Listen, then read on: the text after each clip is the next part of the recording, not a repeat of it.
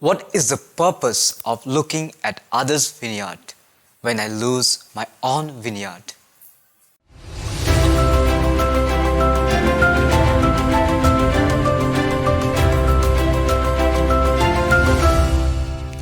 Today's reading is taken from the Gospel according to St. John chapter 8 verses 1 to 11 about the woman caught in adultery. In the Gospel, we find the scribes and the Pharisees deliberately try to trap Jesus by presenting a difficult situation.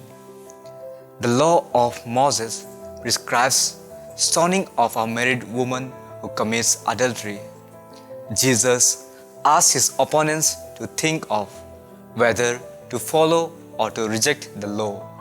And he says to them, "Let him who is without sin among you be the first to throw a stone at her."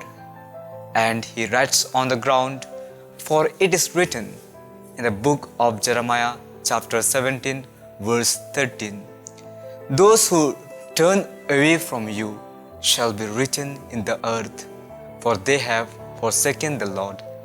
It was an indirect reminder of the guilt of those who were condemning the woman. By listening and looking at his judgment, they were ashamed of having tried to use a woman's humiliation as a means of trapping a man.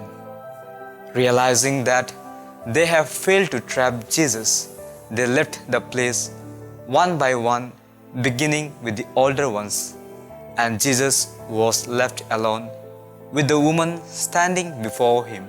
This story also reflects in the present generation, the societies, communities, even in families. We often hear that society considering family as outcast for their guilt. And in family, we find this where a daughter or a son is accused by their parents, but they have forgotten that they are flesh of their flesh and bones of their bones.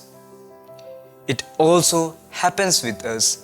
We only see the guilt of others when the guilt is within us. What is the purpose of looking at others' vineyard when I lose my own vineyard? For this very reason, Jesus tells us in Matthew chapter 7 verse 3, "Why do you see the speck that is in your brother's eye, but do not notice the log that is in your own eye?" Yes, my dear friends, we have tendency to judge others, but Jesus passes judgment on no one.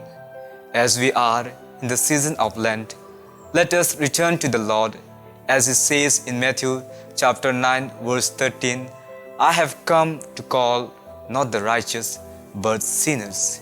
It is not that sin is of no importance, not that God punishes the sinners, but God shows mercy to the sinners that we may turn from sins and begin a new life.